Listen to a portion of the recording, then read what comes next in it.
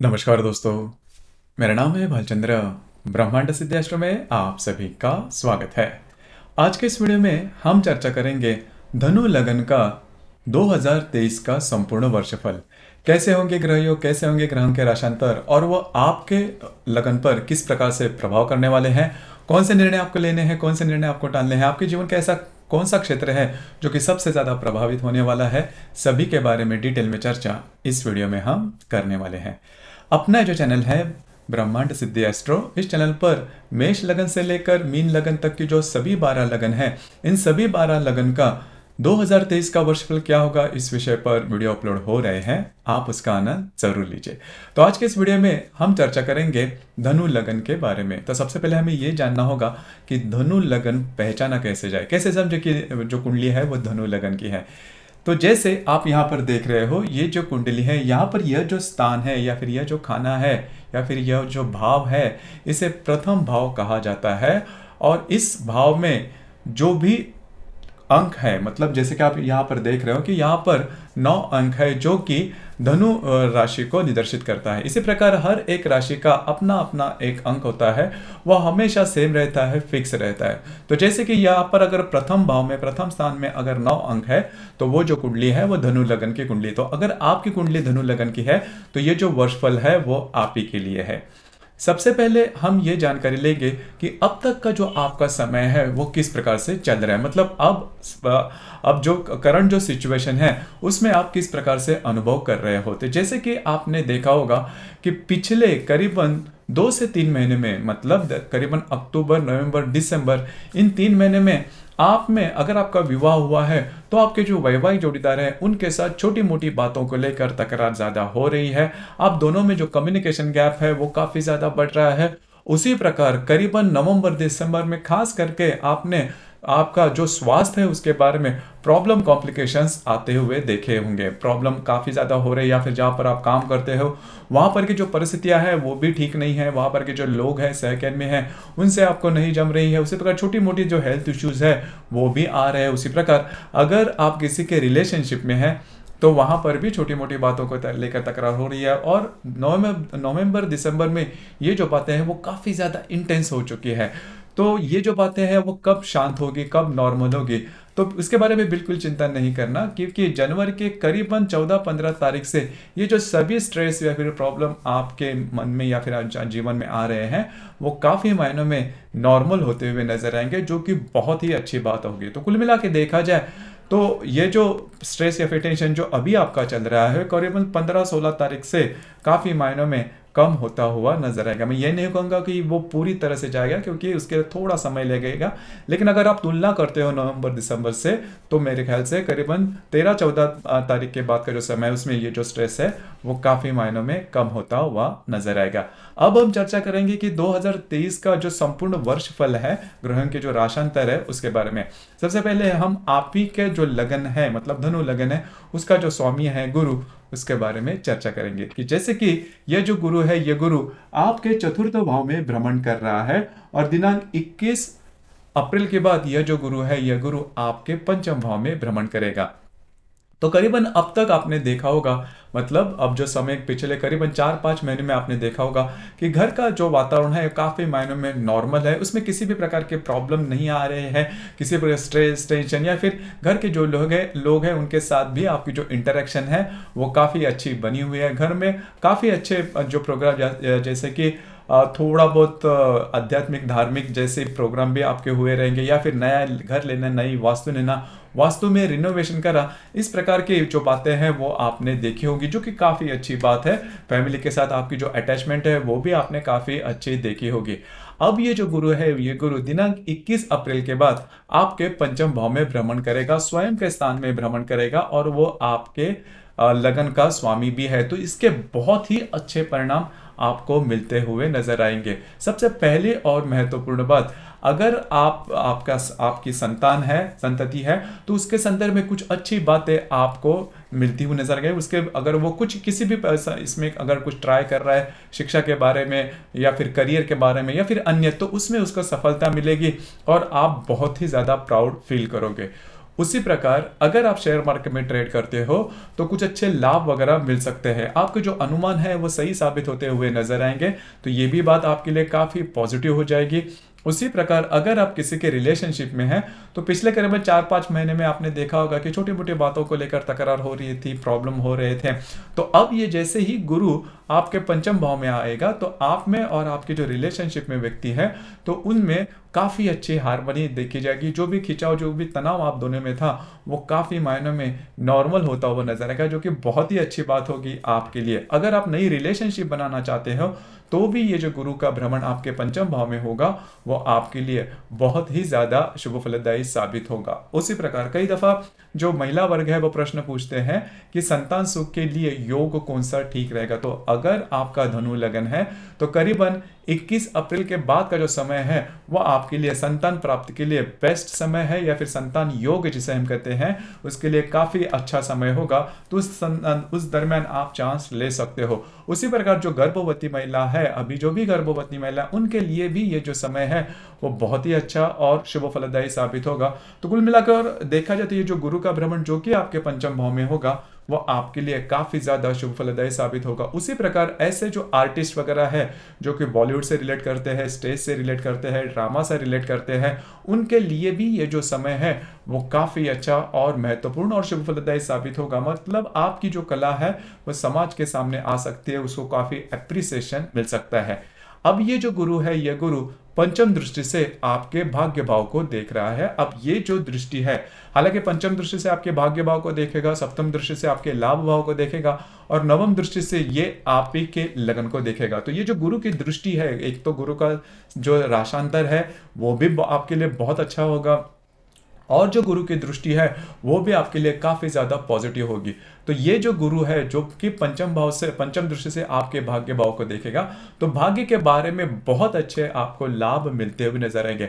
अब तक आपने देखा होगा कि आपने बहुत ज्यादा मेहनत की है, बहुत ज्यादा आपने एफर्ट भी दिए हैं, लेकिन उसके जैसा आप चाहते हो मन चाहे रिजल्ट्स आपको नहीं मिल रहे थे। तो अब ये जो बात है, मतलब गुरु जैसे गुरु के राशांतर दिनांक 21 अप्रैल के बाद धीरे धीरे धीरे लक फैक्टर जिसे हम कहते हैं वो आपके लिए काफी ज्यादा फेवरेबल हो सकते हैं। उसी प्रकार आपका घूमना फिरना भी ज्यादा हो सकता है। जो व्यक्ति विदेश जाना चाहते हैं उनके लिए भी ये जो गुरु की दृष्टि या फिर ये जो गुरु का राशांतर है आपके लिए बहुत ही ज्यादा महत्वपूर्ण साबित होगा। उसी प्रकार आपकी जो दृष्टि है, मतलब आपका जो सोच है उसमें काफी ज्यादा धार्मिक आध्यात्मिक भाव दिखते हुए नजर आएंगे, ये भी काफी अच्छी बात होगी।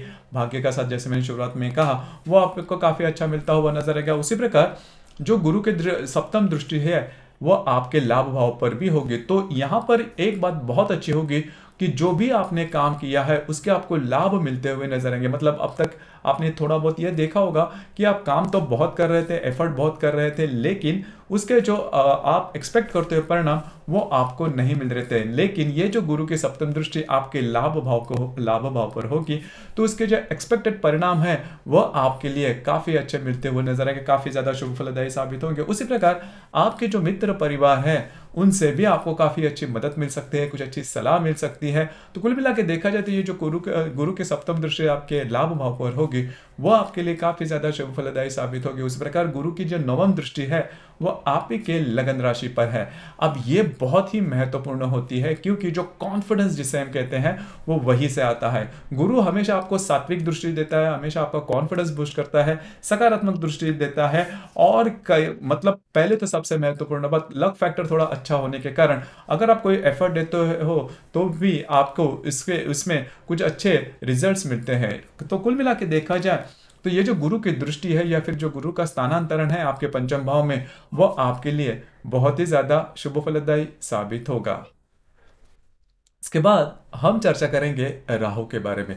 अब राहु के बारे में अगर देखा जाए तो ये जो राहु है जो कि आपके पंचम भाव में भ्रमण कर रहा है और दिनांक 28 नवंबर के बाद यह जो राहु है यह राहु आपके चतुर्थ भाव में भ्रमण करेगा। तो यहाँ पर 2-3 बातें हैं उसके ऊपर थोड़ा सा ध्यान देना आवश्यक है। पिछले करीबन 3-4 महीने में आपने देखा होगा कि जो बातें हैं वो आपके लिए फेवरेबल नहीं हो रहे, मतलब आप एफर्ट दे रहे हो। सबसे पहली और महत्वपूर्ण बात, अगर आप शेयर मार्केट में डील करते हो तो काफ़ी हैवी लॉसेस आपने सहन किए होंगे। मतलब हैवी इन द सेंस कि आप बहुत ज़्यादा कॉन्फिडेंस थे, आपने बहुत ज़्यादा स्टडी भी की थी, आप इतना इतना कॉन्फिडेंस थे कि आपने अगर किसी और को इसके बारे में मतलब इन्वेस्टमेंट के बारे में सलाह दी तो उनके लिए वो सही साबित होती थी, लेकिन जैसे आप इन्वेस्टमेंट करते हो तो आपके लिए वो हमेशा गलत होती थी, या फिर आप थोड़े से भ्रमित हो जाते थे। तो यही जो बात है वो राहु के जो भ्रमण है, इसकी वजह से ये जो बातें हैं वो काफ़ी ज़्यादा हो रही थी, और आपके मन में पैसे कमाने के बारे में बहुत बड़ी लालसा, बहुत बड़ी इच्छा थी, लेकिन वो पूरी नहीं हो रही थी। मतलब जैसे ही आप रिस्क लेते थे तो वो रिस्क उतनी अच्छी नहीं हो रही थी। इसी वजह से ये जो गुरु का भ्रमण है वो आपको भ्रमित कर रहा था। उसी प्रकार अगर आप किसी के रिलेशनशिप में हैं तो वहां पर भी मिसअंडरस्टैंडिंग की वजह से बहुत ज़्यादा प्रॉब्लम, कॉम्प्लिकेशंस आपने देखे हुए थे। उसी प्रकार अगर आपका संतान है तो संतान भी जैसा आप एक्सपेक्ट करते हो उस प्रकार से नहीं हो रही थी। तो ये जो सभी बातें हैं राहु के जो भ्रमण था इसकी वजह से आपके लिए हो रही थी। लेकिन चिंता नहीं करना, क्योंकि इसके पहले जो मैंने गुरु का जो भ्रमण था उसके संदर्भ में कहा कि 21 अप्रैल के बाद ये जो सभी बातें, जैसे सभी स्ट्रेस थे वो काफी मायने में कम होते हुए नजर आएंगे। राहु की जो दिशा है या फिर राहु की जो पूर्ण दिशा है उसे एक सकारात्मक दिशा गुरु का जो भ्रमण है वो देता हुआ नजर आएगा। तो पिछले करीबन 5-6 महीने से जो भी आपने एक्सपीरियंस किया है अलग अलग फील्ड में, मतलब रिलेशनशिप के मामले में, या फिर अगर आप शेयर मार्केट में ट्रेड करते हो या फिर किसी अन्य, तो वो जो बातें हैं वो काफी मायने में जो राहु की जो शक्ति है या फिर राहु की जो दृष्टि है उसे सकारात्मक रूप से जो गुरु है वो सामने लाएगा, जो कि काफी अच्छी बात होगी। अब यहाँ पर 2-3 बातें हैं वो मैं आपको कहना चाहूंगा कि करीबन अप्रैल या फिर मई तक किसी भी प्रकार के बड़े रिस्क आप शेयर मार्केट्स में अगर ट्रेड करते हो तो वो बिल्कुल भी नहीं लेना, वो आपके लिए काफी ज्यादा प्रॉब्लमेटिक हो सकते हैं। तो इसके ऊपर थोड़ा सा आपको ध्यान देना आवश्यक होगा। उसी प्रकार इसके बाद हम चर्चा करेंगे केतु के बारे में। अब यहाँ पर और एक बात है जिसके बारे में थोड़ा सा ध्यान देना आवश्यक है कि पंचम भाव में गुरु और राहु की युति होने जा रही है, जिसे हम चांडाल योग कहते हैं। देखिए, पहले तो सबसे महत्वपूर्ण बात, इस शब्द पर नहीं जाना क्योंकि शब्द थोड़ा सा अलग है, लेकिन इसका जो गर्भित अर्थ है वो थोड़ा सा ध्यान में लीजिए। हालांकि ये जो गुरु राहु की युति है वो 27 मई को होने जा रही है, और उसका जो प्रभाव है वो करीबन 23 मई से लेकर 29-30 मई तक देखा जाएगा, मतलब 7-8 दिनों तक यह देखा जाएगा। तो इसमें सबसे पहले और महत्वपूर्ण बात, जो अगर आप मतलब गर्भवती महिला है, महिलाओं के लिए मैं खास करके कहना चाहूंगा कि अगर आप गर्भवती महिला है तो इन दिनों में ध्यान रखिए, अपने स्वास्थ्य के बारे में ध्यान रखना बहुत ही ज्यादा आवश्यक है। जो व्यक्ति शेयर मार्केट में ट्रेड करते हैं, बड़े रिस्क नहीं लेना, क्योंकि जो गुरु है वो आपके लगन का स्वामी है, वो भ्रमित हो सकता है। कई ऐसी बातें आपके सामने आ सकती है जो कि आपको भ्रमित कर सकती है, जहां पर आप बहुत ज्यादा कॉन्फिडेंट हो सकते हो लेकिन आपको फायदा नहीं मिलने वाला, काफी मोटा नुकसान हो सकता है। तो इसके ऊपर थोड़ा सा अमल करना आवश्यक होगा। तो ये जो 2-3 बातें हैं उसके ऊपर थोड़ा सा ध्यान दीजिए। उसी प्रकार जो गर्भवती महिला, जैसे मैंने कहा कि इनको भी इसके ऊपर थोड़ा सा ध्यान देना आवश्यक। अगर आप किसी के रिलेशनशिप में हैं तो वहां पर भी ऐसी कोई बात हो सकती है, मतलब मिसअंडरस्टैंडिंग हो सकती है जिसकी वजह से आपकी जो रिलेशनशिप है वो काफी एक्सट्रीम लेवल तक आ सकती है, ब्रेकअप भी हो सकता है। तो इन चीजों पर थोड़ा सा ध्यान देना आवश्यक है। और ये जो मतलब ये जो बातें हैं थोड़ा बहुत स्ट्रेस में आपको ला सकती है। तो कुल मिला के देखा जाए तो इसके बाद जो गुरु और राहु आपके पंचम भाव में रहेगा, जैसे मैंने शुरुआत में कहा कि राहु को काफी अच्छी तरीके से जो दिशा देने का काम गुरु करेगा। उसके बाद हम चर्चा करेंगे केतु के बारे में। जैसे कि राहु और केतु हमेशा आमने सामने रहते हैं, तो ये जो केतु है ये केतु भी आपके लाभ भाव में भ्रमण कर रहा है। दिनांक 28/11 के बाद, मतलब 28 नवंबर के बाद ये आपके दशम भाव में भ्रमण करेगा। तो यहाँ पर 2-3 बातें उसके ऊपर थोड़ा सा ध्यान दीजिए। आपको जो फायदा मिलना है, आपको जो काम करने, आपको आपके काम का जो लाभ होने वाला है वो किस तरह से खर्चा किया जाए या फिर किस तरह से इन्वेस्ट किया जाए, इसके बारे में आपको थोड़ा सा ध्यान देना होगा। क्योंकि आपका जो लगन है वो कभी कभी खर्चे करने के मामले में सबसे आगे होता है, लेकिन आपको इस मामले में थोड़ा ध्यान देना आवश्यक होगा। अब दूसरी ज्यादा महत्वपूर्ण बात, आपके जो मित्र परिवार होंगे उनसे छोटी मोटी बातों को लेकर तकरार हो सकती है। अब ये तकरार काफी बढ़ सकती है। अब यहाँ पर और एक जो ग्रह योग है वो आपके लिए काफी ज्यादा महत्वपूर्ण होगा, क्योंकि मंगल और केतु की युति होने जा रही है दिनांक 5 अक्टूबर को। अब यहाँ पर जो मंगल है वो आपका व्ययश भी है, पंचमेश भी है, और उसकी जो युति है वो आपके लाभ भाव में होने जा रहे हैं। तो दिनांक 3 या फिर 2-3 अक्टूबर से लेकर 7-8 अक्टूबर तक का जो समय है उसमें आपको एक दो जो बातें हैं इसके ऊपर थोड़ा सा ध्यान दीजिए। पहले तो सबसे महत्वपूर्ण बात, अगर आप शेयर मार्केट में ट्रेड करते हो तो बड़े ट्रेड नहीं करना, बड़ी रिस्क बिल्कुल भी नहीं करना। उसी प्रकार आपके जो मित्र परिवार है, खास करके उनमें जो पुरुष वर्ग है, उनके साथ छोटी मोटी बातों को लेकर तकरार हो सकती है। अब ये जो तकरार थोड़ी बढ़ भी सकती है, स्ट्रेस लेवल थोड़ा आ सकता है, पैसे के मामले में भी किल्लत थोड़ी हो सकती है, तो इन चीज़ों पर थोड़ा सा ध्यान देना होगा। इसके बाद हम चर्चा करेंगे शनि ग्रह के बारे में। अब शनि के बारे में अगर देखा जाए तो ये जो शनि ग्रह है जो कि आपके द्वितीय भाव में भ्रमण कर रहा है और दिनांक 18 जून के बाद ये जो शनि है ये शनि आपके तृतीय भाव में भ्रमण करेगा।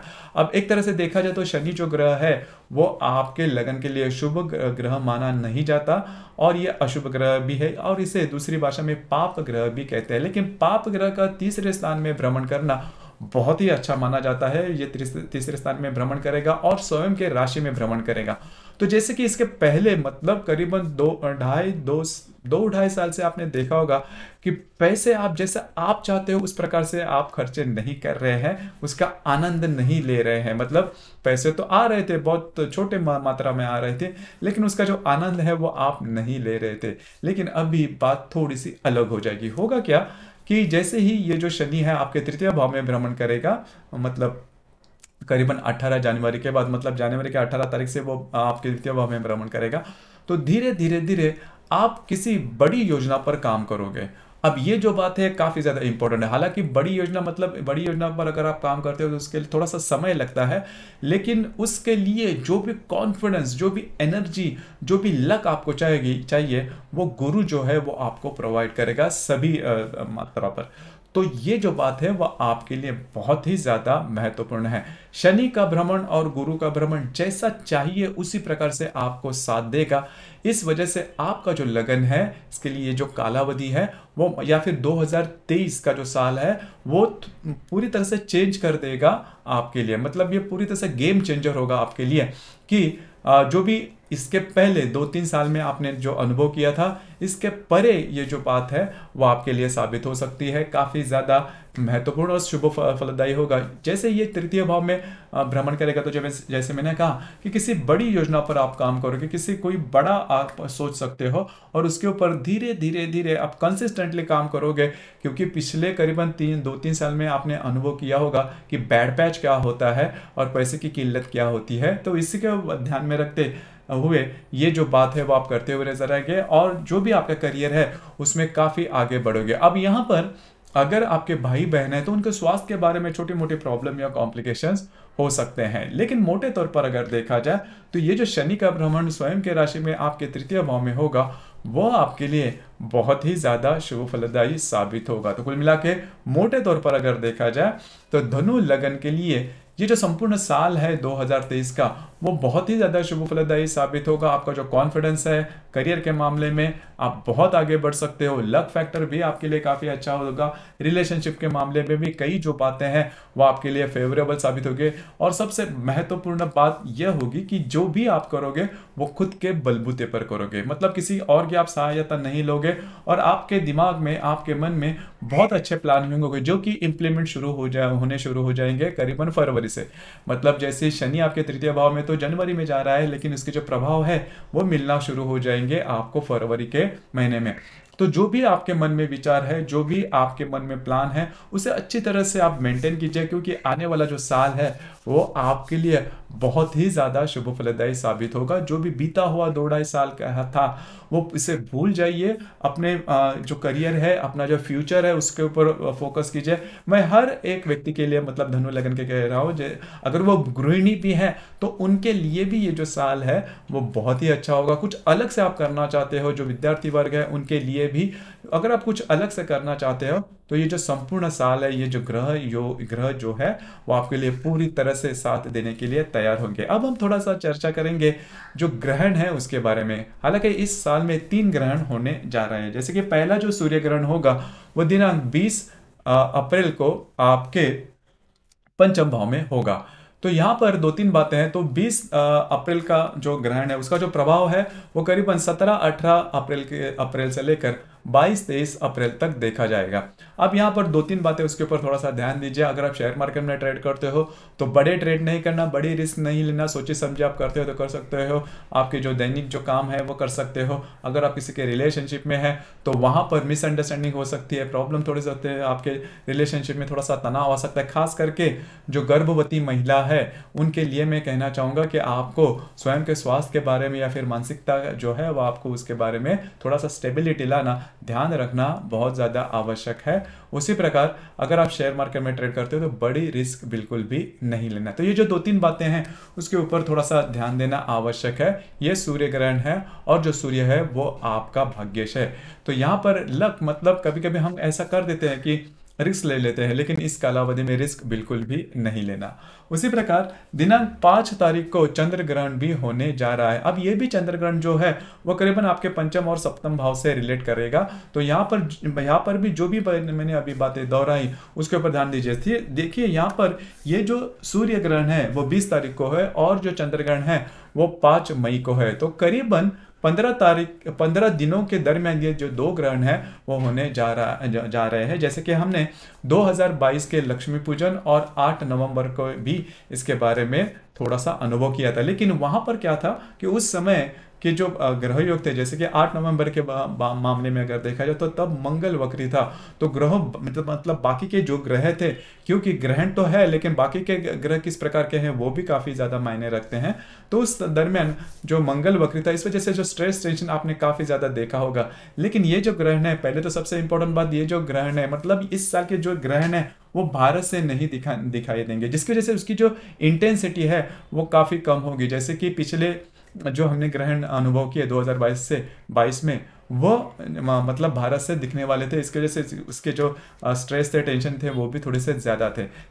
यह जो ग्रहण है इसके जितने ज्यादा नहीं देखे जाएंगे। उसी प्रकार दिनांक 14 अक्टूबर को सूर्य ग्रहण होने जा रहा है जो कि आपके दशम भाव में होगा। तो यहाँ पर जो भी आपका कार्य क्षेत्र है उससे रिलेटेड आपको थोड़ा सा ध्यान देना होगा। एक मैं बात आपको कहना चाहूंगा, आपको उसके ऊपर थोड़ा सा अमल करना होगा।